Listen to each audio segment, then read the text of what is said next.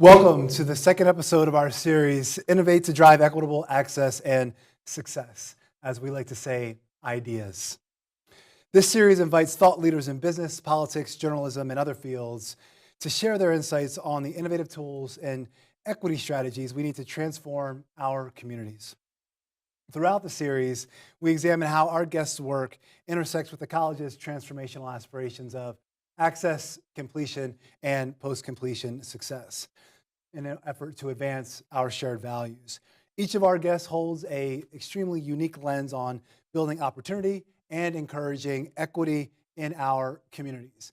And I'm so excited for our guest today, Mr. Robert Espinoza. And before I share a little bit about him, let's give him a big Raptor welcome because it's his first time at Montgomery College.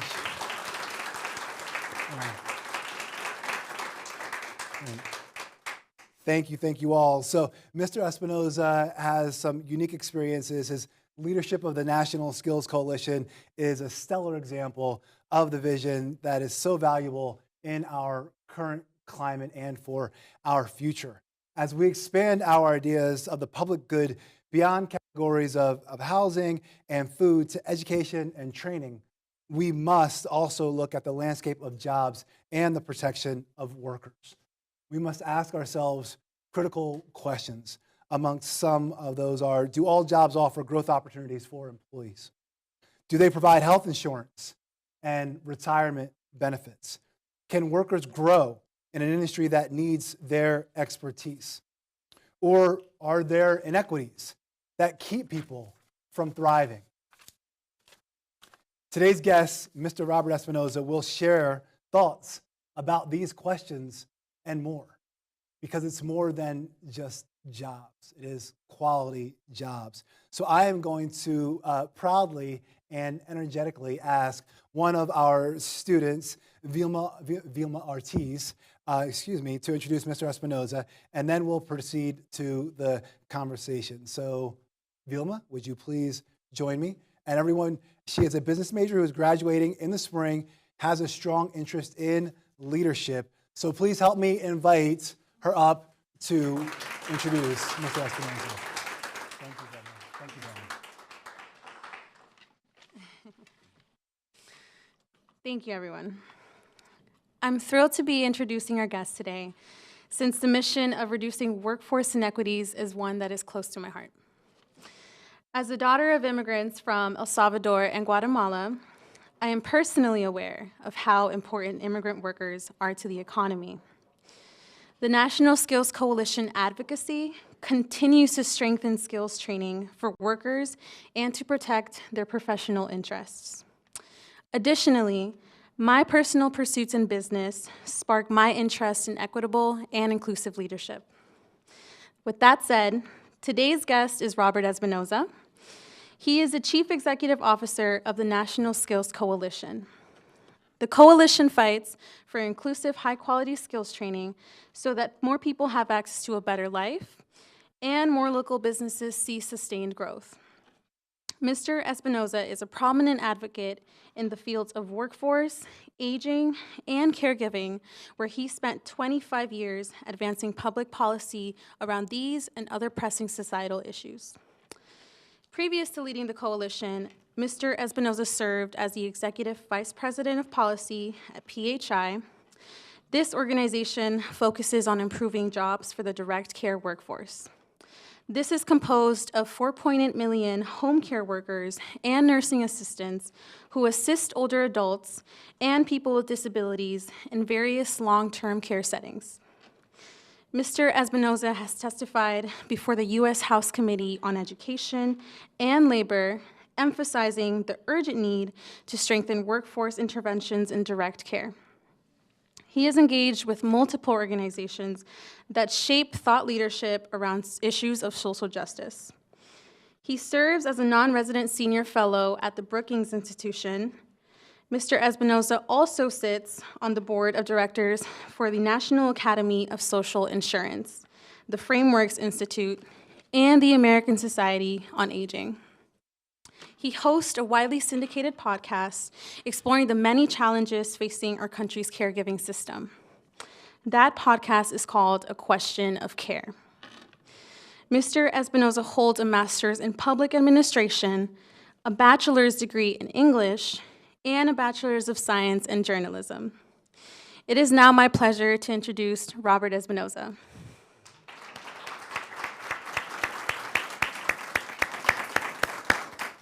Thank you, thank you, thank you. And let's give Vilma another round of applause, please. Wonderful job, and thank you for that. And welcome. Welcome again. Yes. Thank you so much for being here. We just heard a little bit about your background, your personal background, your educational background, your professional background, all of which is so exciting and fascinating. So we'd love for you to share a little bit more about that, and really what kind of what's your drive? What kind of led that journey for you? Yeah, it's a good question. I mean, when I think about, is my mic working? Yeah. Yes. When I think about sort of what brought me to where I'm at right now, I think about a few different stories, a few different moments in my career. My earliest was probably as a teenager, and I grew up in a small city in the state of Colorado. The city's called Pueblo, and I grew up. My mother was an immigrant from Mexico who came to the U.S. in the late '60s, and my father grew up in the southern part of the state in an area called the San Luis Valley, or El Valle de San Luis, which was until the late 1800s Mexico. And I remember in my teenage years, my father was a security guard working at a local military depot. And I asked him, like, what was his educational and career experience, and is this what he wanted to do in his career, et cetera. And he told me that in the Colorado that he grew up in, which was in the 1930s, 1940s, in that part of the country, it had its own version of Jim Crow. In fact, it was often referred to as Juan Crow, because it was separate drinking fountains, separate situations for white people and for what they called Mexicans and Indians. And he remembers drinking fountains that designated that. And he just grew up under a very different and hostile environment that told him when he was 18 in 1952 that he would not have the same career trajectory as his peers, right? He was a dark-skinned Latino man who grew up he spoke Spanish. He had a lot of, I think, signifiers that people would, through their racist mind, would assume that he wouldn't be able to have the same career. And so he joined the military, and he went to the Korean War first. 15 years later, he went to the Vietnam War, where he incurred quite a bit of post-traumatic stress disorder. And we grew up as a family with that. We grew up with him working a job that he loved and he appreciated, but he also knew that had there been a different career trajectory that had not been marred by structural racism, that our lives might have been very different. And that really informed my earliest lenses on inequities in the workforce. The second anecdote I want to share is that for the last 10 years, I worked for a group called PHI, as I was introduced, where we look closely at the challenges facing home care workers and nursing assistants, about 4.8 million in this country. It's larger than any other occupation in this country. And yet most of these workers earn minimum wage. About 40% live in or near poverty. And workers barely last past 90 days in these jobs because they don't pay enough and because they're dangerous in many ways. And yet the people who rely on these jobs, older people and people with disabilities, if they don't have a worker, they could die, right? And this is a dilemma that's facing our whole country. And I think that all of that reinforces my perspective as I come into this organization and as we chart our way forward about what are the jobs that are so valuable to our economy, to everyday people, the people who tend to fill those jobs, and how do we create a system that ensures that they are properly compensated, properly trained, and that they have the opportunity to have advancement so they can live financially free. Yes, thank you for sharing such personal stories and naming things that we need to name in our society, like structural racism, so that we can uplift those and ensure that those barriers and those challenges are addressed. I know that National Skills Coalition fights for it. I'm going to read it just so I get it exactly correct. Quote, inclusive, high-quality skills training so that more people have access to a better life and more local businesses see sustained growth. More people have access to a better life and more local businesses see a sustained growth. This is a critical combination, high quality jobs and business growth.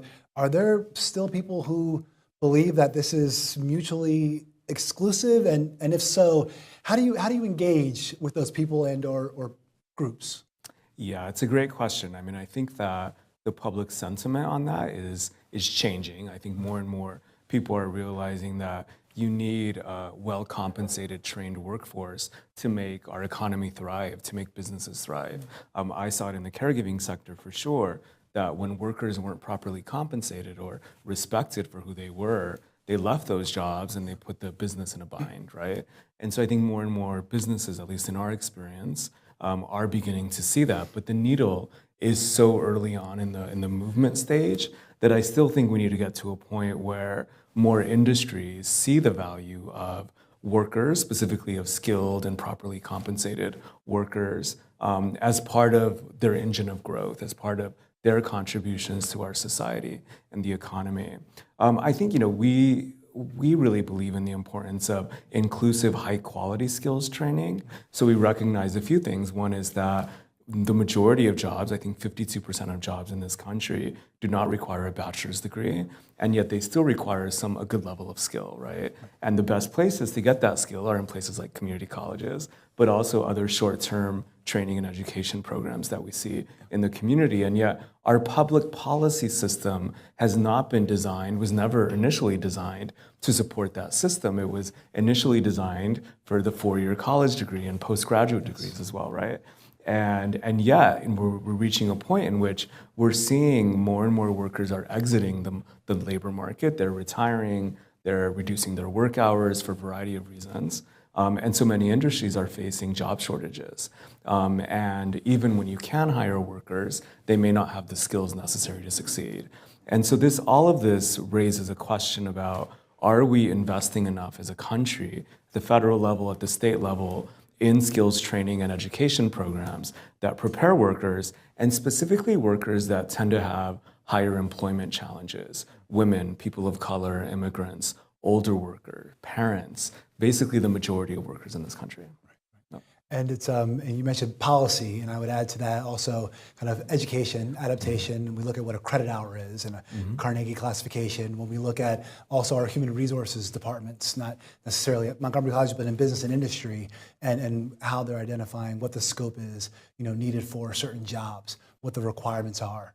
Is a four-year degree really needed? What are the education skills, knowledge, skills, and abilities that are needed? So taking that dive. And we're going to get into skills and project-based and a little bit later. I really appreciate where you're going. I want to go back to something that was mentioned in the opening and something that you reflected on, and that is direct care workers and your advocacy for more than a decade for direct care workers. And I'm sure you're aware of how quickly the population is aging. Right, and that's a whole another economy that we're talking about in terms of supporting our aging population, and especially this is occurring in Montgomery County, where, as you know, our college is located. Right, several campuses. We just opened an East County Education Center in the eastern part of our county. So at the same time, we have a robust offering of health sciences, healthcare programs. So when we try and square that circle, and I want to harken back to something else that was mentioned by Vilma, your 2021 testimony about this issue, specifically about home health care aides, right in front of the U.S. House Committee on Education and Labor. What role, and you kind of gave me the segue to this, you mentioned community colleges, what role can community colleges play in this? I don't even call it an effort, I'll call it a movement in regards to this structural change, this paradigm shift that we need to have. How do you see community colleges fitting in?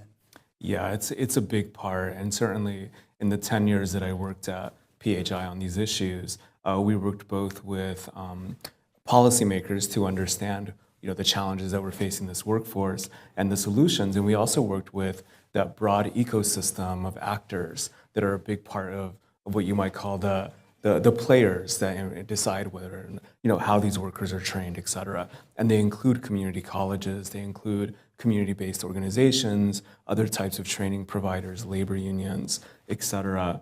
I would say a few things. I mean, one is we are seeing an incredible need for direct care jobs and support at home. You mentioned the aging of America. It's also people are living longer, and when you live longer, the number of disabilities and chronic conditions also increases, so you're going to need more support. At the same time, because we're aging, a lot of people are retiring or they're exiting the labor force, or according to a recent job report, people are cutting their hours for reasons that people don't quite understand, right? All of this means that when you look at the research about how many job openings in direct care will need to be filled in the next 10 years, the current estimate is about 9.3 million. And the big question for us is, how will we ever, as a country, fill those jobs if they continue to pay $12 an hour and don't offer full-time, et cetera? It's also a workforce that's predominantly made up of women, women of color, immigrants.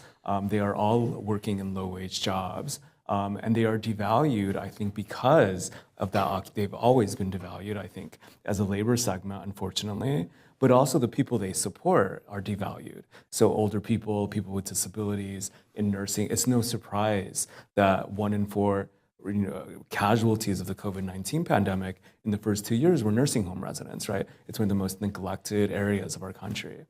So when it comes to community colleges playing a role, I mean, I would say a few things. One is that certainly community colleges can play a big role in working with, developing relationships with employers, home care agencies, nursing homes, and others to create a better pipeline of students into those jobs and see how valuable they are for our society and how important they are, I think, for the people they affect. The jobs also need an overall transformation. I think we've seen community colleges be advocates in their state houses, at the federal level, et cetera, for interventions that would improve wages for workers and money into the whole system, right? The other piece is that older workers, I can imagine, are also a big part of the population that are coming through community colleges. And to the extent that we think about populations that can benefit the sector, we should think about older people as a potential labor pool. Yep. And I appreciate that. And that's something that we work in terms of policy as well. And one of our, so we talk about our transformational aspirations of access, completion, and post-completion success. It is this idea of completion of our credentials all having economic, social, and community impact. And that post-completion success is that, they will lead to jobs with family-sustaining wages.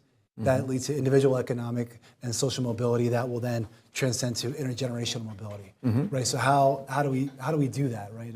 The policy level, at the education and training level, how does that happen? When we think about NSC's Making College Work campaign, and it's all about, and I'm going to quote, driving policy change that widens the path to post-secondary education. It begins to redress structural racism in our education and training systems and makes colleges work for everyone. Can you, and I know you can, so would you talk specifically about, you mentioned kind of some of them, which national policy changes can make college work better and how? Yeah, absolutely. And I want to hit on a point that you just made, because it undergirds a lot of our policy recommendations, which is that we do live in a country that has a very uneven playing field for students and for workers, right? I think that the trajectory of many Black and Latino students, Indigenous students, low-wage students, et cetera, is just very different than their peers. And you see it where, some researchers have pointed out that inequality starts as early as birth, and it's determined by zip code because of the community that you grow up in. I grew up in a working class family in the 80s and 90s. We were precariously working class, and we knew that we were 1 or 2 paychecks away from poverty, and I think that's what a lot of people deal with. And it was never in our horizon growing up that I could pursue a college degree or a graduate degree, which I did.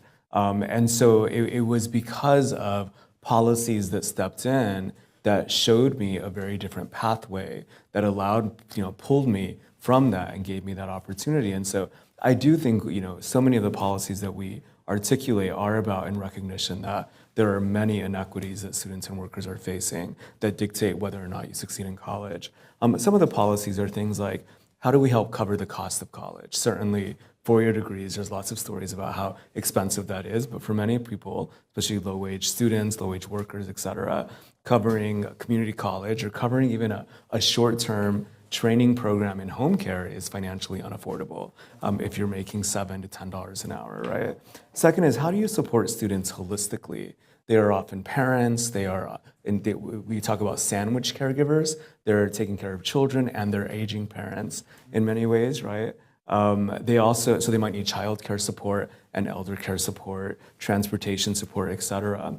And how do you strengthen partnerships at the local level where community-based organizations are working with employers, with immigrant rights organizations, with so many others to be able to provide what we might call the wraparound supports that so many workers need, and we forget until we step into the lives of a worker who's living, or a student who's living that kind of life, that the barriers are in almost every corner of the street, right? And so making sure that we're tackling those barriers to be successful, and I think there's a big role for policymakers. Yeah, I thank you so much for sharing that, and the policymakers, the people right behind those policies, right, and how we're preparing those people, and thinking about growing up, and someone who's working second and third shift, or 2 out of the 3 shifts of the day, and what transportation is available to that person who's working third shift when there's less is there, right? Who's taking care of the children, who's all of these things, and I think about the diversity of Montgomery College, where 18% of our students are parenting. Right? They're parenting students, where 36% of our students have experienced food insecurity in the past 30 days. Right? We're about 1 in every 5 of our students is a Pell Grant recipient, and the average income for those students is about $28,000. Right? And they're trying to get that education and training to get that family sustaining wage, and how are we supporting them? And we have great supports at the college. We also face those realities head on, right, and do our best, and we're always learning and growing to support in an equitable way the diverse population that we have. And when I think about that and supporting diverse populations, I know that NSC is focused on racial equity and inclusion, and there's a strong focus on racial equity and inclusion. So we'd love to hear some of your thoughts in regards to how the anti-racism really fits into your advocacy and action strategies. Yeah, absolutely. I mean, it's a big part, I think, of our ethos and of the policies that we argue for. So, we start with the premise that it is an uneven playing field that we live in, and that, a history of generations of systemic racism have hurt the employment and education trajectories of Black, Latinx, and Indigenous people, right? And that shows up as disparities in terms of who gets into colleges, 4-year colleges, 2-year colleges, et cetera, who stays there and who graduates. And then, of course, once you graduate, the employment, earnings, and career trajectories are also different, and they're stratified along racial lines, also gender lines, also other lines, et cetera, right? In that recognition, we say, well, then we need public policies that even that playing field and ensure that every worker has the ability to pursue the training and education they need to succeed and to help America and the US flourish, right, economically. And that means, promoting policies that strengthen short-term training and education programs. We advocate for quality non-degree credentials that are portable. So let's say you're trained as a nursing assistant in Maryland. If you want to work in DC, if you want to work in Virginia, you're not able to transfer that certification from one state to the next because the training requirements vary by state, right? And so that creates some versatility issues for the workforce, but it's incredibly punishing for the worker because they're not able to seek those opportunities, right? And it's expensive to retrain over and over. So we argue for quality non-degree credentials across industries that support that. We also argue for better data, and that can seem a little bit wonkish for people. They think it's math and it's numbers and it's stats, et cetera. And yet it is often, in our experience in my career, it is the earliest ways in which many people in policy or in the media, et cetera, begin to see that a problem even exists, right? If you collect data, for example, I'll use an example, the extent to which Southeast Asian women are graduating from 4-year colleges, right? What you will see is that there's significant disparities between their graduation rates and all of their peers. And that's about race, ethnicity, and country of origin, and so many different barriers that are intersecting and compounding their lives. And so having that data and requiring a state to collect on it, to analyze it in the right way, report on it, and then inform the public and policymaking is a huge win. In fact, it's hard to imagine in my career any issue that I worked on or been successful in over the years that didn't have a strong empirical base to it, where you were able to bring data and say, this problem does exist. And I would say in a political climate in which so many are trying to erase that history and argue against even the existence of inequality, right? That behooves us even more to produce that, right? And I will say this is something that works in a bipartisan way. We have worked in red states and blue states and everything in between.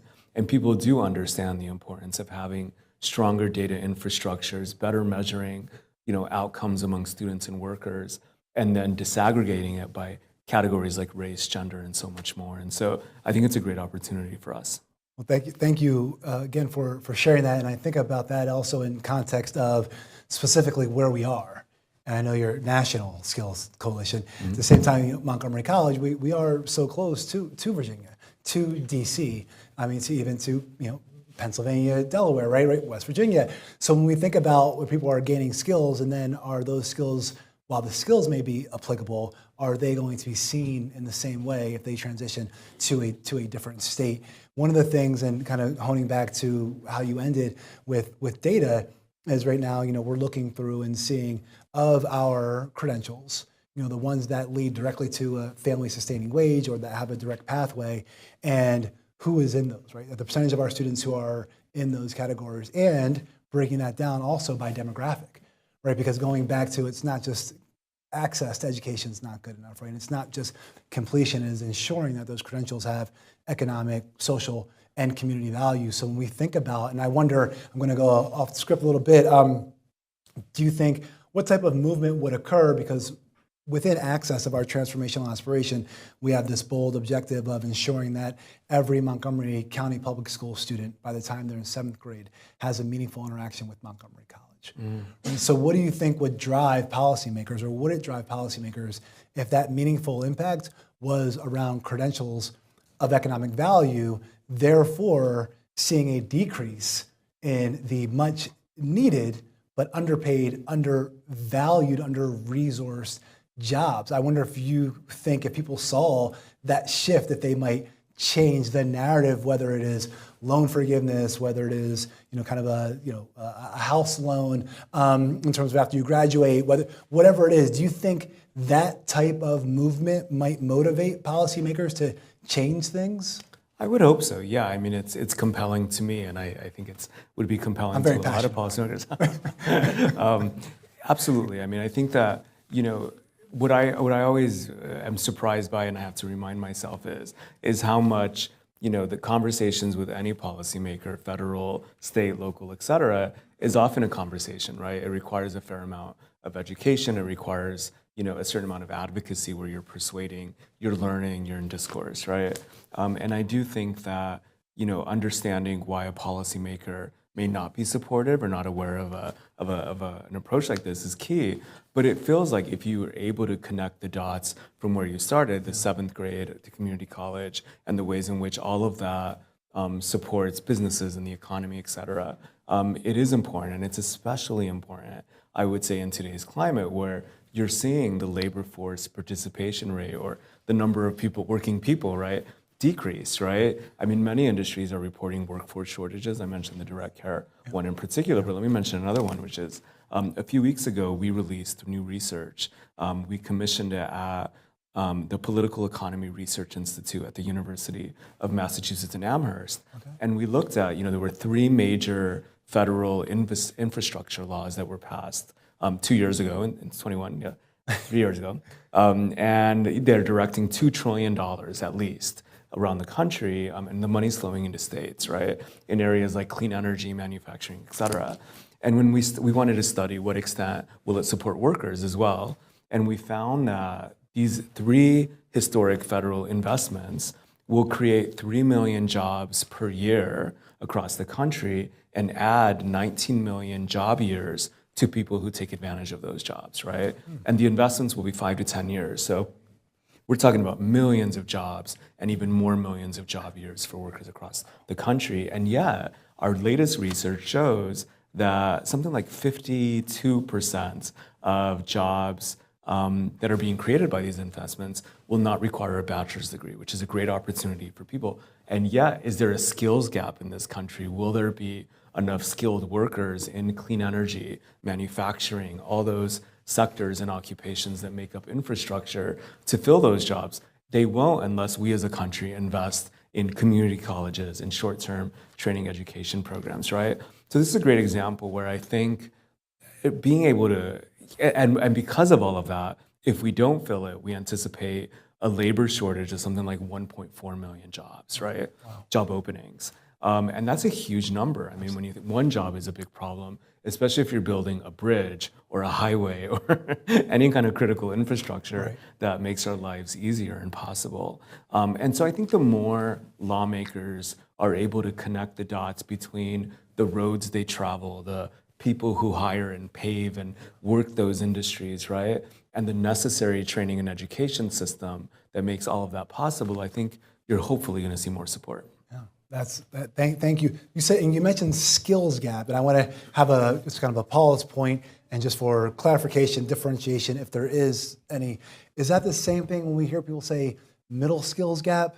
Or are they too, because I think skills gap could be broader, middle skills gap might be more specific to certain fields or certain, so could you share, what do we mean, we hear this middle skills gap, what do we mean by that? What does it mean to business and industry? Yeah, absolutely. So skills gap is basically the gap between the skills that are needed to fill a certain percentage of jobs versus the number of workers who have those skills. Okay. So it's if you bridge that gap, then you have workers meeting those jobs and the challenges, right? Middle skill are jobs that don't require a bachelor's degree, but require skill development from typically a community college or short-term training and education program, right? And then of course there are a lot of jobs that are more low skill, et cetera, and there can be a skills gap with low skills, but middle skill is typically where you see the skills gap, yeah. And we have a website that tracks the skills gap or the skills mismatch, not to throw another term in there, in states around the country, and it's wide everywhere. Our theory is that it's going to grow even wider as more jobs are created and those training programs don't keep up because of financial disinvestment. So that is a great segue, because I'd love for you to spend just a few more moments on that, because it's a really big component of I think of what you're doing and the site and the resources that you have. And you mentioned it, and you kind of slid it in there, but let's just skills mismatch, right? And the time that has been dedicated to creating this skills mismatch for each state. Just if you could talk a little bit about that and why it matters, and anything that you've kind of gleaned that's like super interesting from state to state. Would love to hear your thoughts on the skills mismatch. Absolutely. So I mean, I would talk about it in a few ways. One is that I mentioned that a skills gap is the gap between the skills needed to fill a number of jobs and then the people who have those skills. And yet there's a lot of nuance there, right? Because it isn't just a total number. There's often skills, industries change, right? So technology is probably the best example. Technology is repeatedly changing, the rise of generative AI, and of course that even changes every 6 months, et cetera, right? That means that workers need to have those skills in order to fill those jobs and will be more successful. And yet that requires a fair amount of training, of upskilling and reskilling. It requires the ability to make sure that our workforce can not only fill those jobs with the foundational skills, but with like new skills that are acquired, right? And so I think part of the conversation about making sure that we have enough skilled workers in different states and countries is being able to assess, like, just from a human capital perspective, do we have the number of skilled workers to fill those jobs? And then how do we create kind of a robust and cyclical training system that is constantly providing new skills? Yeah. So that's actually, you're fantastically segueing into these questions, and we think about this. So kind of put this in a more philosophical component of, a business and or industry. A person needs talent now, right?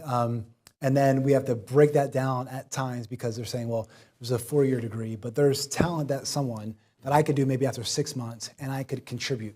And then I could continue my education and training as I'm directly contributing to your business and your industry. But that's not the way we work, because that's kind of skills-based, project-based. I mean, so we're educating and training, simultaneously providing business and industry with the talent that they need, educated and trained individuals. Because in some fields, as we've discussed, not enough attention to it, but as we discussed, in some fields that entry component is not going to lead to a family sustaining wage. So it's incumbent upon us at Montgomery College, and I know others, to be able to dedicate to that consistent training. What is I think I understand your thoughts on that approach, but do you have ideas on how we accomplish that in just a rapidly changing economy, business and industry? We're talking about the fourth industrial revolution. We're talking about so much that's happening. People want workers now, and once they have them, they want to keep them, obviously, but we want to keep them educated and trained so they can be not only the workforce for the present, but for the future. So I know kind of maybe a little heady, philosophical, but just thoughts you have on that. Yeah, I mean, they're all great questions, and they're big questions that I think we're grappling with, and a lot of my colleagues in the field are grappling with. I mean, I think a few points. I mean, I definitely think that people call it future-proofing, right? The idea that you're creating solutions that are also anticipating where the future might go. In the conversation around AI, so many of the conversations about AI in the workforce, they fall into two camps. In one camp, it says AI will actually displace workers and replace them for skills that they used to do before, right? And especially in the creative jobs or in jobs like typically more jobs that do require a four-year degree, et cetera, where it can do some of that, right? The other companion argument is this idea that it can actually make jobs easier. It can supplement, the kinds of tasks that previously were done by people, but actually could be done more efficiently and done by AI and other types of technologies, right?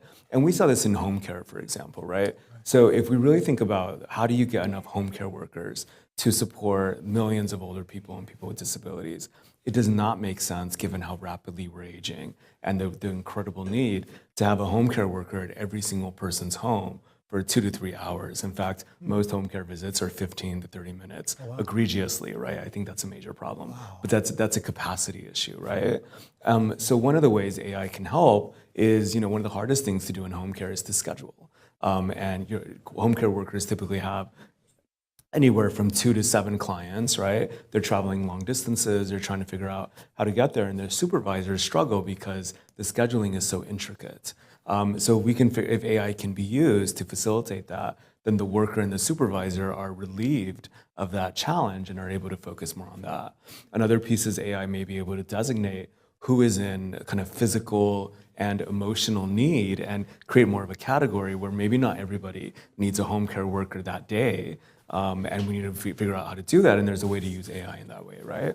This is all, by the way, I'm presenting it in a way that assumes that AI does not have problems, which it does. And in fact, there's quite a bit of research and studies and class action lawsuits that are asking whether AI also reinforces inequities. But I guess I'm speaking from the ideal and the philosophical, right?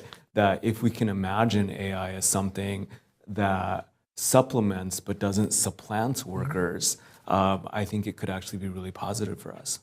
Thank you. Do you see, whether it be with AI or just a general philosophical approach of continuous learning, education and training, work-based, skills-based, project-based, to get someone on a path? Because let's face it, our family sustaining wage might change, right?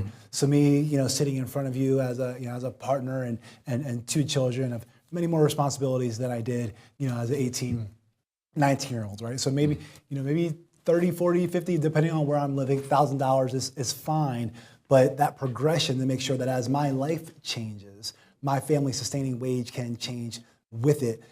Have you seen or are you experiencing business and industries that are taking kind of that approach, that longevity approach to keeping folks educated and trained so that they are there for the day, today, and the future and beyond?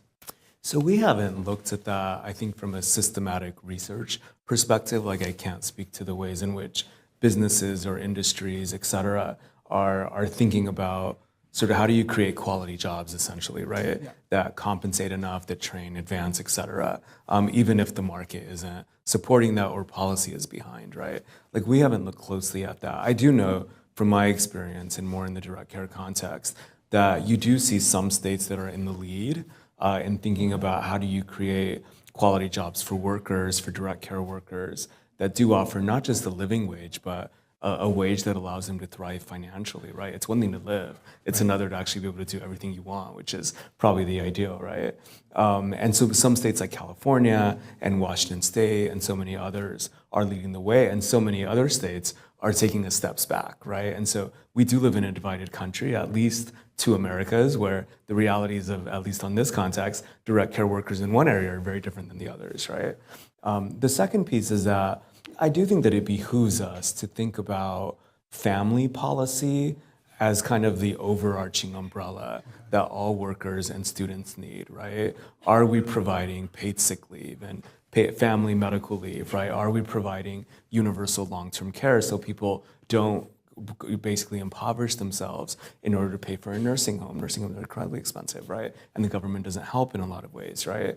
And so the more we create those kinds of, childcare is another example, right? The more we create that public safety net, those wraparound supportive services that so many students, workers need, I think you're gonna see some of those inequalities, I think, not disappear, but certainly dissipate a bit.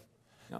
And again, I am saying thank you because I'm learning so much and I'm so appreciative of your presence and your words, your thoughts. I think complementing that and those policies in terms of access, I also think of the business and industry and the policy internally that is going to make me feel supported to go and see a medical practitioner. That's right. Right, to know that my job is not at risk because I have to take time off to go do that. And a lot of people fear that if you take that time off to do that, and I know this from upbringing, that you may not have your job because you are seen as interchangeable. Yeah, exactly. So I think about, you mentioned something just briefly a few moments ago, and I think you were kind of leaning towards one side, but I want to reflect on it because we do get, I don't say caught, but we do get in certain conversations about wage, right? So when you think about it and when you kind of have when you posit in terms of who you're speaking with, and maybe it changes based on population,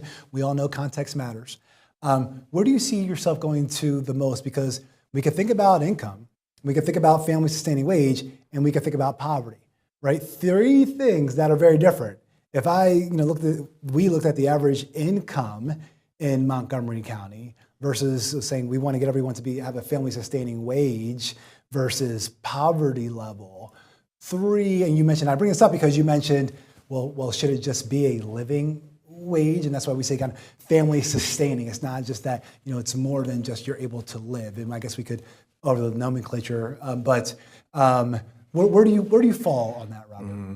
That's a great question. It's probably where I fall personally because National Skills Coalition, because we focus on training and advancement, et cetera, doesn't weigh in often on the wage and compensation question, right? But what I would say personally is that I do think, what is the North Star when we talk about either wages or earnings or poverty rates, et cetera? And I feel like it's the idea that nobody in this country, should have to be in poverty.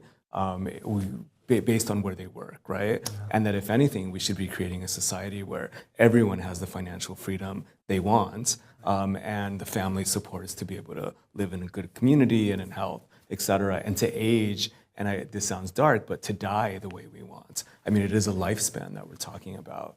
And so I think that, policymakers struggle because the domains shift, right? So wages become about living wages versus minimum wages, et cetera, right? Living wage is often a wage that takes into consideration local cost of living, and there are lots of calculators that take into consideration that piece, right? And certainly it can sometimes be higher, it's often higher than a minimum wage, and it's certainly higher than a poverty wage, right? But it's all of that. One of the biggest barriers that those policy definitions face, whether it's wages, earnings, or poverty rates, is the federal definition on poverty, right? Which is, it's not arbitrary, but it's outdated and it's incomplete. And so, we used to use the phrase in or near poverty, right? Which is, it doesn't make sense, right? Anyone who's ever lived through poverty knows that if you're at 200% of the level versus 100 versus at poverty, the truth is you can't make ends meet, right? And it's crushing and it's generational. And it makes it impossible to have good health, to go to school, and it builds. Poverty is expensive, debt is expensive, right? And so I think the policy containers, the vernaculars we've created around all of these, I think obscure the fact that what we should aiming for is really a world in which all of us have financial freedom, and what is the responsibility of both the public and private sector to engender that. And I very much appreciate that, and especially the ending with what is the responsibility of the public and private sector, because I feel like sometimes we see wins, or things that are categorized as wins, and things that they move the needle. And I'm not putting a value on it, but I'm just going to factual statement in terms of if we raise the minimum wage to 15 to 20 to 20 hours, that's 40. It's 40 grand. Does that put people where kind of the, not putting it on you, but Right. to that point of being able to live in the way in which they want to live. However, that's $5 more than the 15 that the state was offering or the county was offering, right? So I wonder, and it's public, private. How do we get through that? At the same time, we have other levers to pull, right? So that and kind of a public policy set with also maybe contributions additional in terms of, again, you go to school debt free. Right, you don't have a high house mortgage, right? Because we're giving you a loan or something. You don't have a vehicle because the infrastructure of public transportation is such that you don't need a vehicle. You don't have a car note every month. So one of the points I'm trying to make is that your money, your dollar goes farther if you have less to spend on.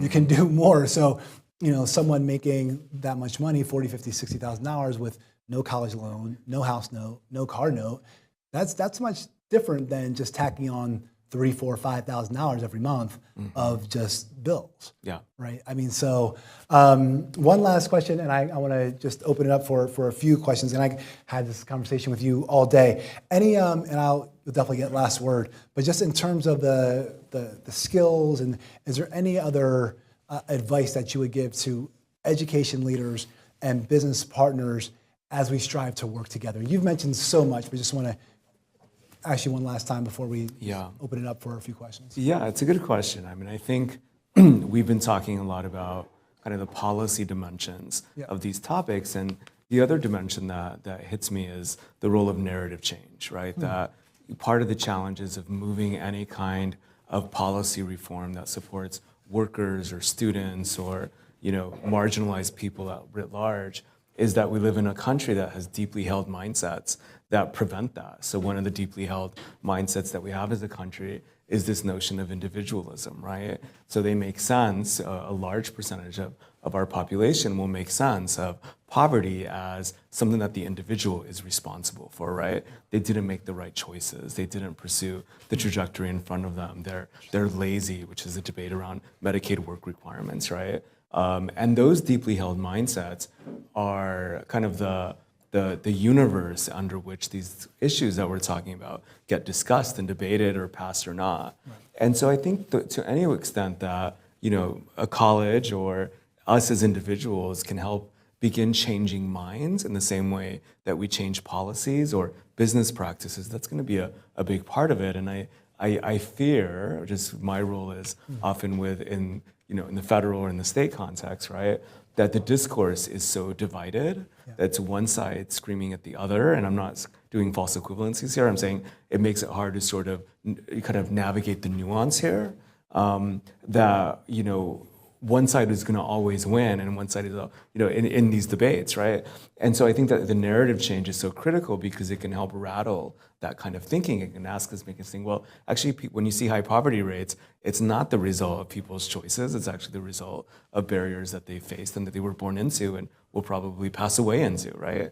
And so how do we create and address those systemic barriers so that we can think more about kind of a stronger workforce and education system? Yeah, I appreciate that. It makes me think about, and I didn't mention it earlier, but you mentioned some research in terms of poverty and generational. And one of the individuals who I'm sure does that work is Raj Chetty and his group and the Opportunity Atlas. So I think that's something, a resource for people to check out if you're interested. We do, I soaked up a lot of your time, but I went off script, so it's kind of like audience asking questions. They weren't all my questions. But we do have a few minutes for some questions. I see we have students, we have faculty, we have staff, we have, do you have a question? Okay, please. Thank you so much, Mr. Espinoza, for joining us. In the very beginning, you said something really poignant about how the people that are being cared for by direct care workers are devalued. And I see that as a real impediment to people who are doing the work, earning living wages, earning family-sustaining wages. Is there kind of a cultural change that we have to undergo? And how do we reconcile that with like the ambition of capitalism? Because it's always going to be there, I would think. Yeah, it's a big question. And I do think that the COVID-19 pandemic, especially year one, is a great case study for looking at the ways in which our country kind of claps for essential workers and then devalues them in the same sentence, right? But because nursing homes were disproportionately ravaged in ways that no other setting was. I mean, maybe hospitals, but nursing homes in terms of like, people who live there. I do think, and I've long believed that, that intersection of a largely women of color immigrant workforce supporting largely low-income older adults and people with disabilities is both it's a metaphor and just a stark reality of so many inequities that we need to tackle as a country, and it's hard not to think about the biases that shape all of that, right? So when you think, I'll offer two examples. One is historical, which is that for decades home care workers were exempted from wage and overtime protections, home care workers and agricultural workers.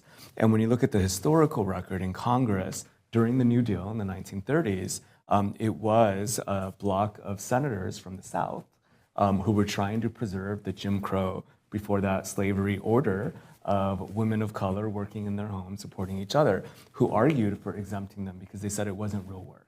It's where women are naturally aligned with it, and also they're largely black, and so that it's not seen as real work, right? And Congress bought it, and they exempted them, along with agricultural workers, which were also largely, brown and black and other people of color, right? And that continued for decades. In fact, it wasn't addressed, at least legally, until 2013. And yet, evaluations since then have shown that people's wages in home care have actually not improved because of that. So even if you're exempt, even if you have the legal protection, you have to change the culture for that to become lived, right? And so I think that, bringing to your point, my final point before we open it up to questions was around narrative change, right? That unless we change how people think and what they believe and what they prioritize as a policy imperative, it's hard to imagine that we'll change the laws in ways that aren't just perfunctory, right? In ways that aren't just, may have some impact for a few years, but in the long term, you still lose, right? And so I think they go hand in hand. Yeah. So with your experience, I know when I saw another hand, thank you for the question and thank you for the response. With your experience, have you seen where that is not in the continental, North America, but across the globe, is there a group, whether it's a country, a continent, is there a city, a town that's doing that well? I wish. We did quite a bit of early analysis on countries around the world and their care systems, and comparing like what's in the U.S. with Europe, with what's in Latin America, with what's in Africa, et cetera. You immediately fall into some real challenges because the systems are just set up differently, right? Sure. But let's take, for example, and there's a lot more research because of inequities in the Western Europe than there are in other parts of the world, right? And yet, even in that context, right, in some countries that have some of the most progressive kind of national models around socialized healthcare is one example, right? They haven't thought about elder care, and they haven't necessarily thought about supporting people with disabilities. And I was part of a conversation a few years ago in Canada where we brought in researchers from Europe and a lot of countries that were also facing labor shortages, and they were trying to figure out how to draw on immigration as one solution, right? And I remember thinking of this, it brings me back to your question about the range of inequities that this idea surfaces, right? Is that we have a history in this country and probably at least in other parts of Western Europe, to both punish immigrants and then also ask that they take the jobs that no one wants, right? And we have this idea that, that's a solution, right? And instead of saying, well, what if we made all these jobs great and we created pathways to citizenship that, because immigrants have long been a big part of our economy of healthcare and medicine and science, right? And yet they're falling into the same trap, right? If you're thinking as a country that the way to solve the shortage writ large is not to make the jobs better, but to just bring people from abroad to fill those jobs and then kick them out when their visa ends, like that's a serious problem, right? Rooted in heavy paternalism and just, it's missing the issue. Yeah. Thank you. We have another quick question before we, yes? I was wondering real quick, do you have any information about what skills that can be acquired quickly, 6 months or less, have the best ability to propel someone into a better economic bracket? Ooh, that's a hard question. Of course, Wow. that'd be the last question. Wow. We have exactly. That's a we have this really question hard and then your wrap up and then I will say no. I don't have the answer to that. It's a fantastic question, and I feel like it's getting to this point that if we were to also prioritize certain types of skill development that can be rapidly acquired, that you create more versatility, at least in a foundational way, right? And then you build on that. It's a great question. I don't have the answer, unfortunately. Well, I want to, before I ask you if you have any final thoughts, I want to thank you again, and I'll do that again before we officially. And I also want to uplift what you just said because I'm not sure, hopefully everyone heard it, but I don't know if it landed on everyone. Someone with your experience, personal, professional, educational experience, your current role and previous roles as a leader, think that more of us need to be able to share, as you just did, with confidence and excitement for learning that we don't know. I don't know. And I'm not saying that just because I say I don't know and I want to learn and I don't have all the answers and I don't do things right all the time. You know, I'm saying it, but people need to hear from leaders, in my perspective, that we don't know. Let's figure it out together. You may have some knowledge that I don't have. You probably definitely have some knowledge that I don't have. Let's say that for a fact. And together we can learn. Together we can grow. Together we can get a better sense of where we're coming from and then chart a path forward. Maybe grab some more people here, some more people there. We need more leaders to say, I don't know the answer to that question, but I'm excited about finding out. Great question, you know? Yeah. So I wanted to uplift that before do you have any final words before I kind of wrap us up? No, just thank you. It's so good to see all the faces in the audience, and I love the questions. Thank you for inviting me in. Yeah. It's been great. Well, we are so happy to have you for your very first time at Montgomery College. Hopefully not your last time. For all the employees who are here, I really hope that this was insightful in terms of how we think about not only completion, but post-completion success and even access, how our students and the residents who we seek to serve are accessing educational opportunities, how we're creating education and training that's leading to a life that individuals desire to have. And for the students here, I see there's many students here, I hope that you have really gained some insight in terms of opportunities for advocacy, opportunities for how you can impact not only the workforce, but your own education and training experiences, opportunities for how you select and identify what you're going to pursue, not only next, but after that, and after that, and after that. So on that note, I will say, Mr. Espinoza, you have been just a fantastic partner in this conversation. Again, I at Montgomery College are so happy that you have joined us today. So happy that everyone here has joined us today. I would be remiss if I didn't give a shout out before we transition to MCTV. Can we give them a round of applause? So on that note, thank you, Mr. Espinoza. Thank you all. And we look forward to seeing you next time. Thank you.